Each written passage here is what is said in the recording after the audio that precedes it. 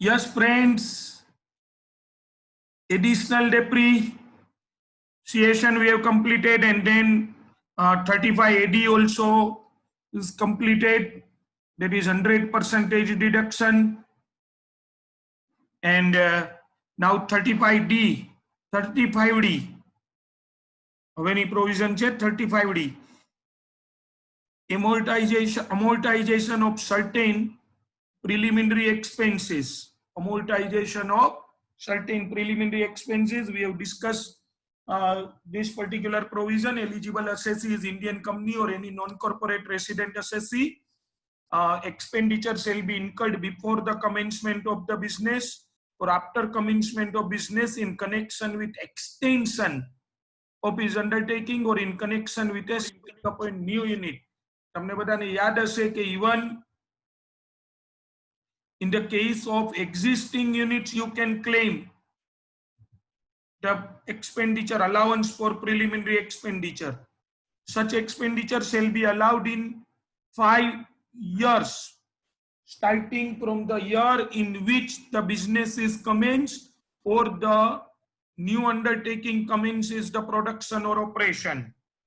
However, all expenditure are not allowed in the name of preliminary, or all expenditure which are incurred prior to the commencement of the business are not considered as preliminary. I have told you there is some list.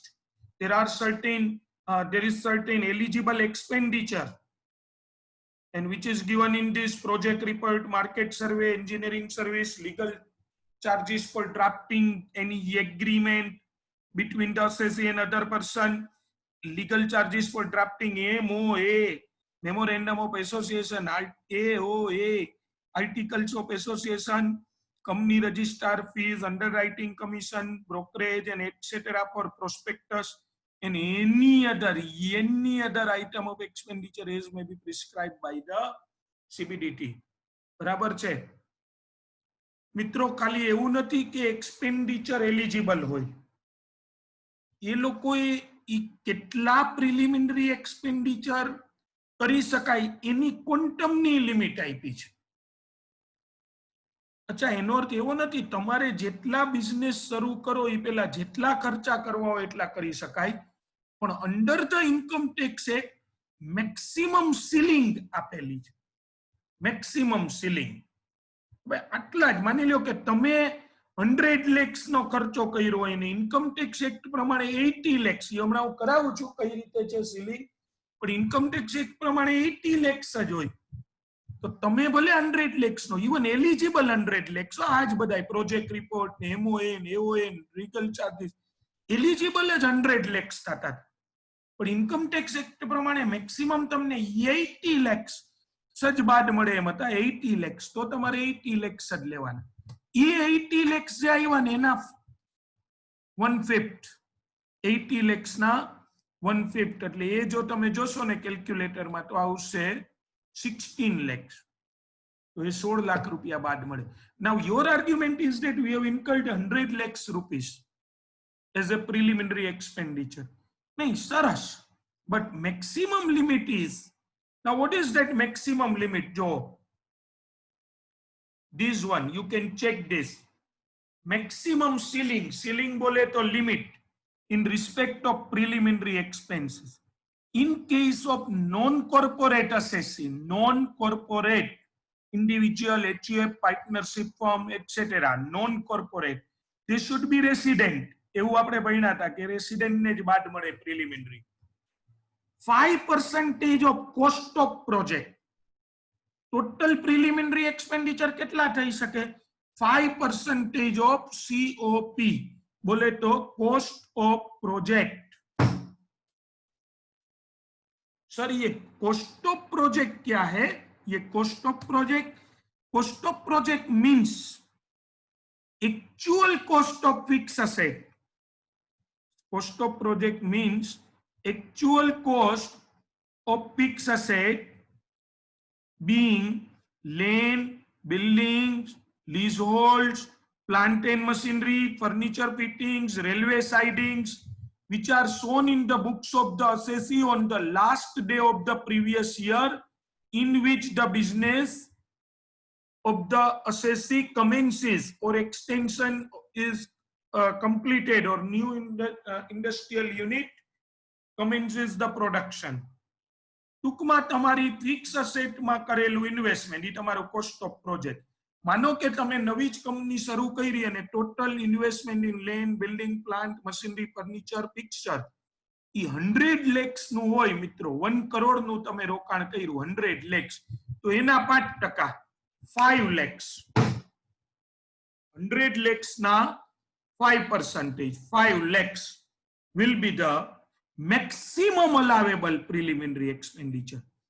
પછી એના 1/5 કરવાના. ખ્યાલ આવે છે? પછી એના 1/5. હવે તમે 6 lakhs rupees નો ખર્ચો કર્યો છે તો બહુ સરસ કરાય, એમાં કઈ ના નથી, પણ ઇન્કમ ટેક્સ એક્ટમાં તમને બાદ 5 lakhs જ મળશે. અચ્છા, પણ તમે 3,50,000 નો જ એલિજિબલ એક્સપેન્ડિચર કર્યો હોય તો friend 3,50,000, 100 lakhs cost of project અને 3,50,000. ઓકે, આ કૃતિક કઈક ઉદાસ થઈ ગયો છે ભાઈ. કૃતિક કઈ પ્રોબ્લેમ નથી ને? નથી સમજાણું શું થયું?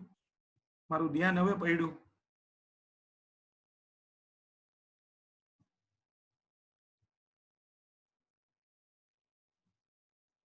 ઠીક, તો વાંધો નહીં. હા હા, નિકંજ હવે કહે છે 3,50,000 જ મળે. 5 lakhs છે એ મેક્સિમમ લિમિટ છે, મેક્સ. દીવાના બના દે, બરાબર છે? મેક્સ છે એ 5 lakhs, તો 5% ઇઝ મેક્સ, બરાબર છે? તો 5% ઓફ કોસ્ટ ઓફ પ્રોજેક્ટ.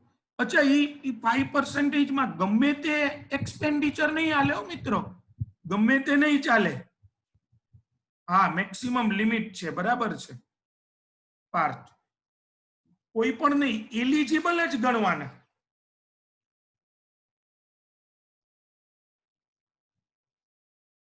અહીંયા લખી દઉં ચેટ રૂમમાં, એલિજિબલ જ, બરાબર છે? તો હવે તમે ક્લિયર છો? પણ what is in the case of corporate assessee? આ જોવો જોઈએ. કોર્પોરેટ અસેસી ના કેસમાં આ કલર કેવો છે? સારો છે? આ રાખે.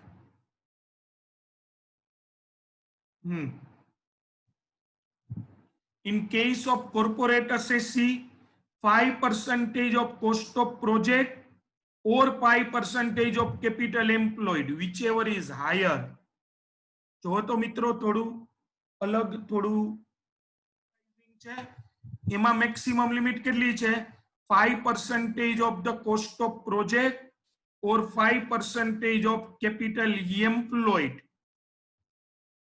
whichever is higher. ઈ બે માં આવે. આમ જોવા જાવ તો બે ના 5% છે, એટલે જે હાયર હોય ને એના 5% હાયર હોય. કોસ્ટ ઓફ પ્રોજેક્ટ 100 lakhs હોય અને કેપિટલ એમ્પ્લોયડ 120 lakhs હોય, તો બોલો ફ્રેન્ડ્સ 5% 120 lakhs ના જ હાયર થાય. એટલે કહેવાનો મતલબ એ છે કે જે હાયર હોય કંપનીને આ ફાયદો આપ્યો છે. અચ્છા, કેપિટલ એમ્પ્લોયડ એટલે શું? કોઈ કહી શકો? કેપિટલ એમ્પ્લોયડ નામ તો સુના હોગા. કોસ્ટ ઓફ પ્રોજેક્ટ એટલે શું ઈ કરાયું? Capital employed. ચલો અનમ્યુટ થઈને, અથવા total assets minus total liabilities. Okay, anyone else? Capital employed, capital employed.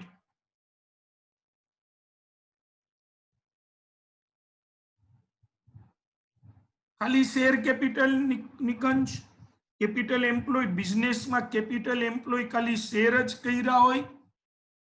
આ ફાઇનાન્શિયલ મેનેજમેન્ટ નો કન્સેપ્ટ કહી શકાય. જો આ રહી definition.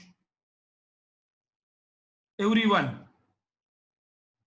Yes, all capital. Bhavin, in case of preliminary expenditure is incurred prior to the commencement, ધંધો શરૂ કરતા પહેલા જે પ્રિલિમિનરી એક્સપેન્સીસ તમે કર્યા હોય ને, તો એના કેસમાં કેપિટલ એમ્પ્લોયડ શું છે?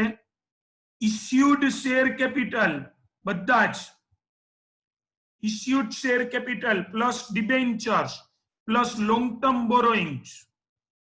Issued share capital plus debenture, issued share કેપિટલમાં બે આવી જાય, ઇક્વિટી અને preference plus debenture plus long term borrowing. મિત્રો આમ અસેટ બાજુથી થઈને ગોતવું હોય તો આ તો તમે સીધું કેપિટલ માંથી લઈ લીધું. આમ અસેટ બાજુથી થઈને ગોતવું હોય તો અંકિતે એવું લખ્યું હતું કે total asset minus total liability, પણ એ બહુ નથી સરખું. બીજું કઈ રીતે કહેવાય આમ અસેટ બાજુથી જવું હોય તો કેપિટલ એમ્પ્લોયડ? તમારે 12મા ધોરણમાં રિટર્ન ઓન કેપિટલ એમ્પ્લોયડ ને એવું બધું આવતું. હા બરાબર છે. All assets minus current liabilities. તમે જો જરાક balance sheet T shape balance sheet જરા સિમ્યુલેટ કરો, મગજમાં આમ ધારી લ્યો તો all assets minus current liability, બરાબર છે. અને ઓલું જો સાઈડ થી લ્યો તો શું થાય?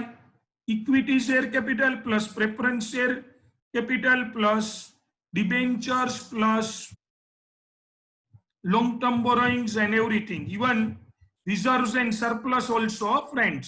ये આવી જ જાય, ઈ શેર હોલ્ડર્સ ફંડ જ કહેવાય અને કેપિટલ એમ્પ્લોયડ જ થાય. is on the last day of the previous year in which the business.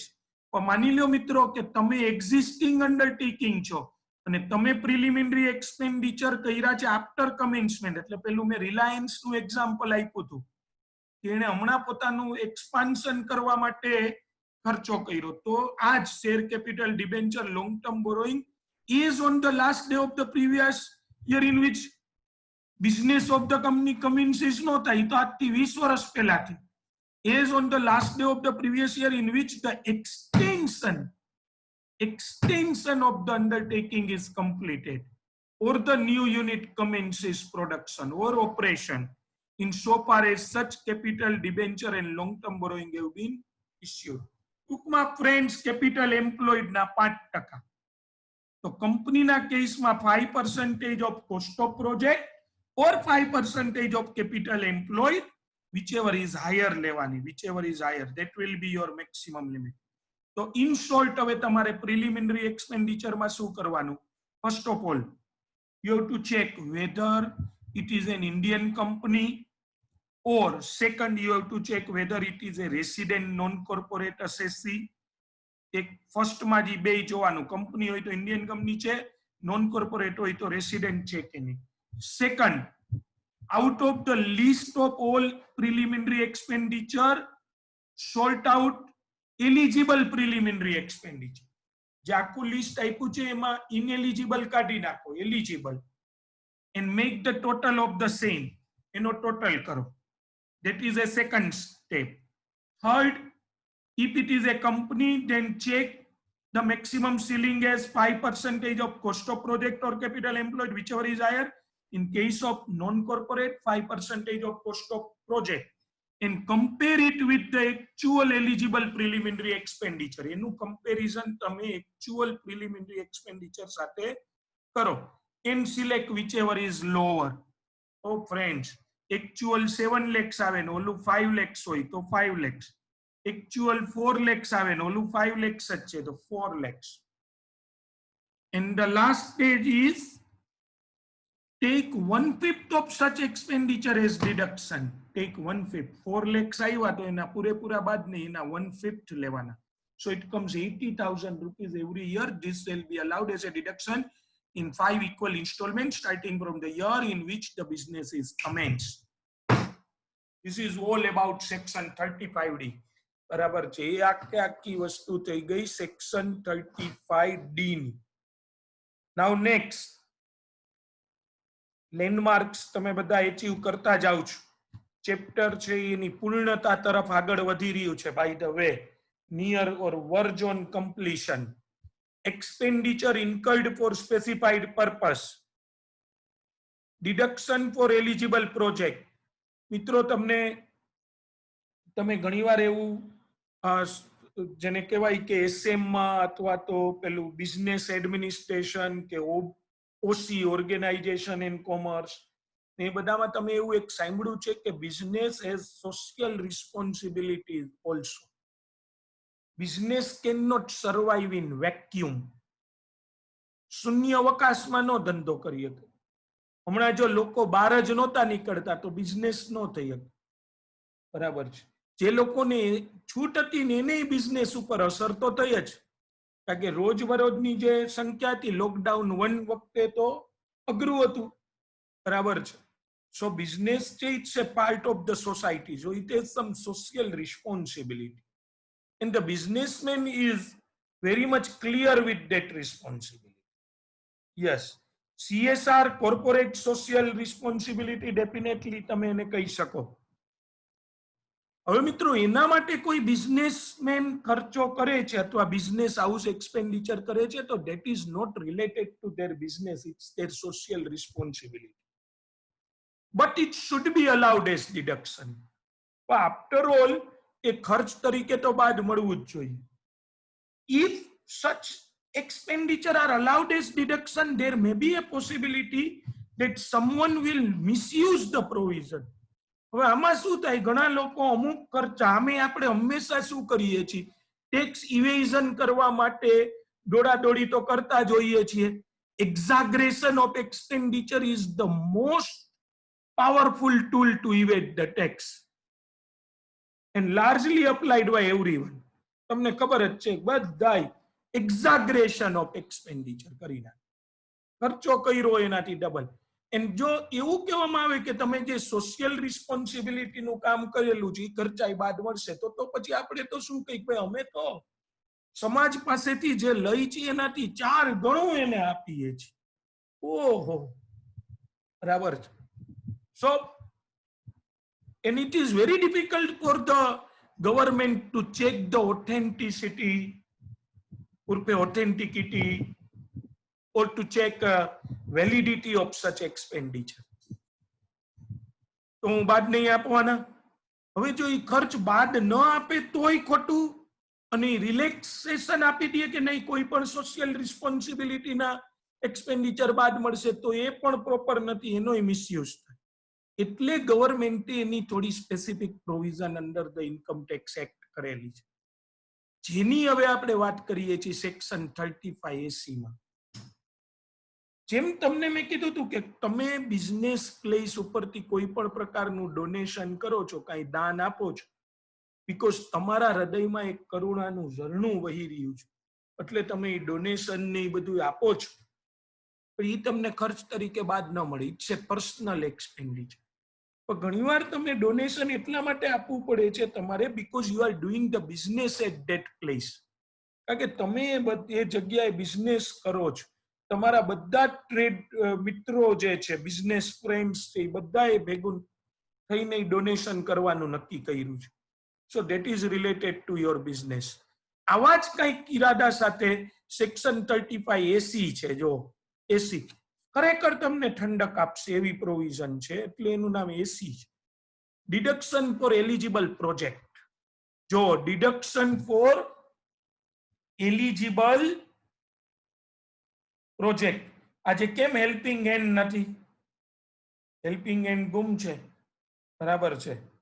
Deduction for eligible project for all assessee. Payment to a public sector company, local authority, approved association, institution for carrying out approved eligible project. Carrying out helping hand.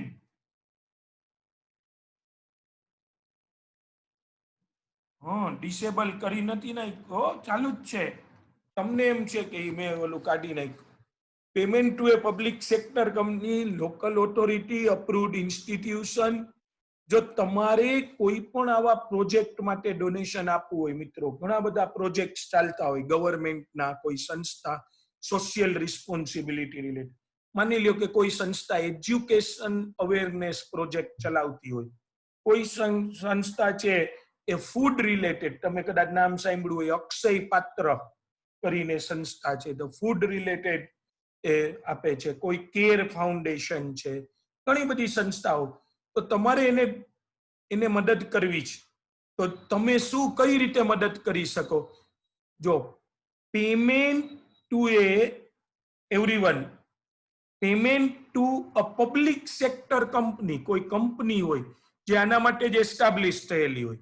Local મિત્રો એવી કઈ company કઈ સેક્શનમાં છે જે લોકો આવું non profit activity કરી શકે? ઈ કઈ સેક્શન કંપનીઝ એક્ટની? ફટાફટ. ગુડ. સેક્શન 8 કંપનીઝ, બરાબર છે. તો એને તમે ડોનેશન આપી શકો. Local authority, Rajkot municipal corporation, માની લ્યો ગ્રીન રાજકોટ, ક્લીન રાજકોટ, બરાબર છે, એવો કોઈ પ્રોજેક્ટ હાથ ધરે છે તો એમાં તમે ડોનેશન આપો. અપ્રુવડ એસોસિએશન, કોઈ એવું એસોસિએશન હોય, કેર ફાઉન્ડેશન, અક્ષય પાત્ર, બરાબર છે, આ પ્રકારનું કોઈ એસોસિએશન છે, કેરિંગ આઉટ, અચ્છા એ લોકો ગમે તે પ્રોજેક્ટ કરી શકશે કયો તો? એને એમને ડોનેશન દઈ આવશો તો ચાલશે કે શેના માટે આપવાનું ડોનેશન? જોવો જોઈએ. પ્લીઝ ટેલ મી. આવી બધી સંસ્થાને રાજકોટ મ્યુનિસિપલ કોર્પોરેશન એમને દઈ આવવાનું ડોનેશન તો આપણને બાદ મળી જશે નહીં. Very good. Yes, for eligible project. ક્યારેક તમને થોડુંક હું એવું વારે ઘડીએ પૂછું તો ગુસ્સો આવે, પણ એના ઉપર એમ્ફસાઇઝ કરવાનું છે. ફોર એલિજિબલ પ્રોજેક્ટ, બરાબર છે, અપ્રુવડ એન્ડ એલિજિબલ. એ લોકો ગવર્મેન્ટની સાથોસાથ, અમુક તો ગવર્મેન્ટ જ છે, લોકલ ઓથોરિટી જેમ કે, તો એ લોકો ઘણા બધા આવા પ્રોજેક્ટ લે છે જેમાં પીપીપી એટલે શું? પીપીપી થી પ્રોજેક્ટ ચલાવતા હોય. પીપીપી થી પ્રોજેક્ટ. કોઈને ખબર છે પીપીપી થી પ્રોજેક્ટ ચલાવવા એટલે?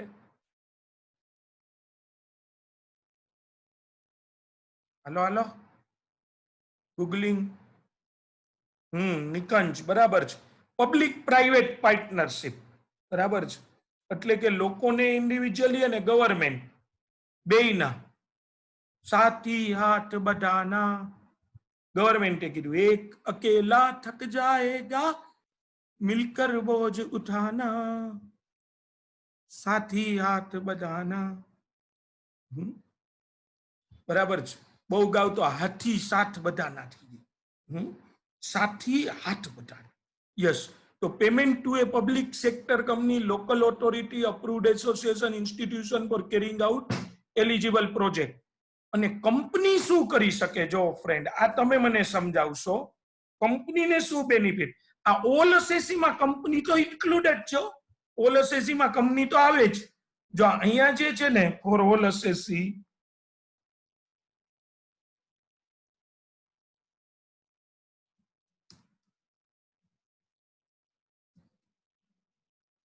ઇન્ક્લુડિંગ કંપની, બરાબર.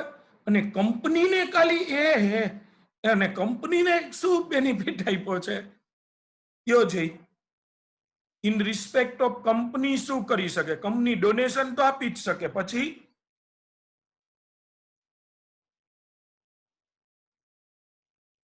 હું નથી બોલવાનો, તમે કયો.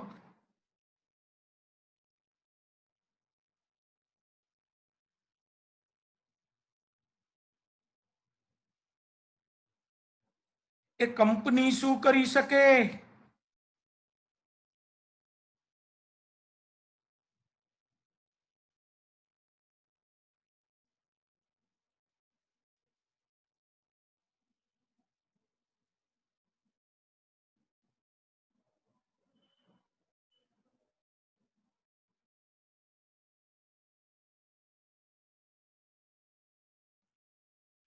હા, આવું તો હું નહીં બોલું, તમે આપો જવાબ પ્લીઝ.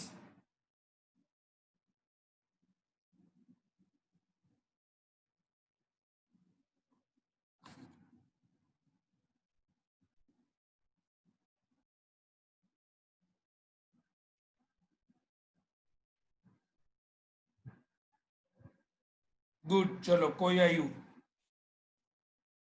હા, થેન્ક યુ ધ્રુવી. બરાબર છે. વત્સલની કમી મને મહેસૂસ થઈ રહી. વત્સલ, આકાશ. ડાયરેક્ટ એક્સપેન્સીસ કરી શકે કંપની, જો in respect of direct expenditure incurred on eligible project.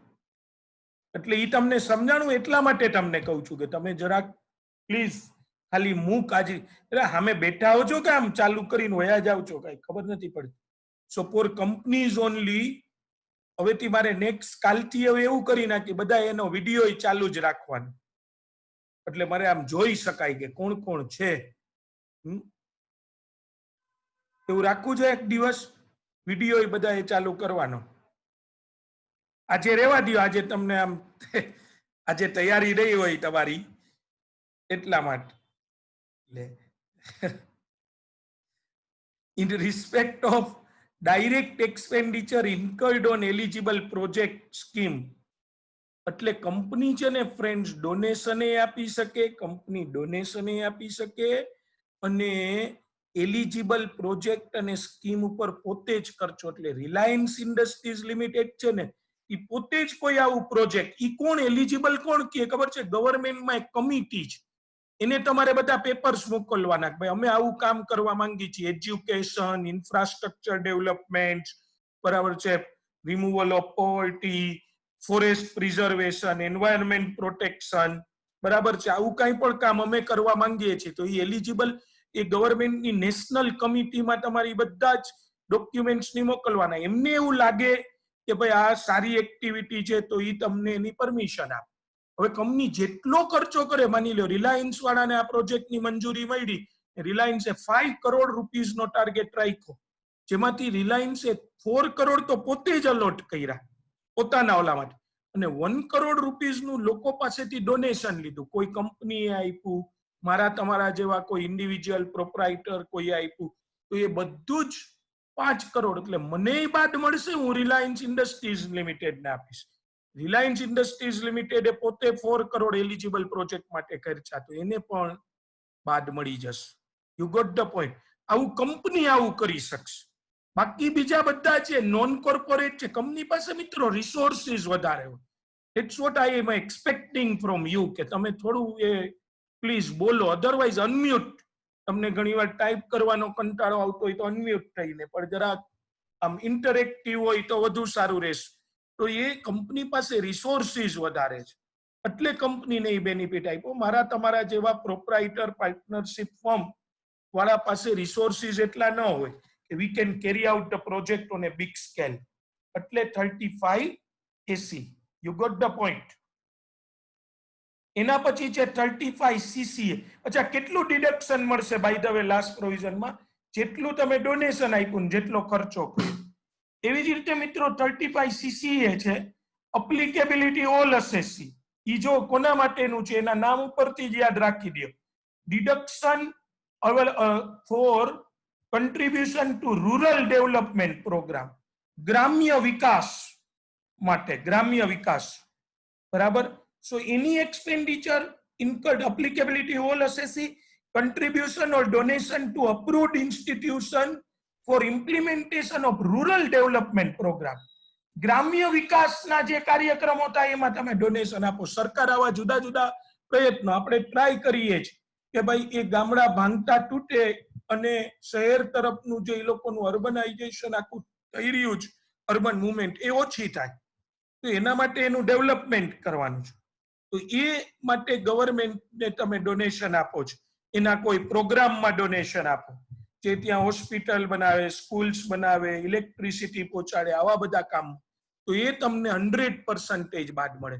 અને contribution to national fund for rural development, national fund for rural, ગ્રામ્ય રાષ્ટ્રીય ગ્રામ વિકાસ ભંડોળ અને national urban poverty eradication fund, શહેરી ગરીબી નિર્મૂલન ફંડ ભંડોળ, એમાં ડોનેશન આપો. આ બે ફંડમાં, national fund for rural development અને અર્બન પોવર્ટી રિડક્શન ફંડ, તો એ પણ તમને બાદ પૂરેપૂરું મળી જશે, 100% બાદ મળશે. નેક્સ્ટ મીટિંગમાં મળીએ છીએ.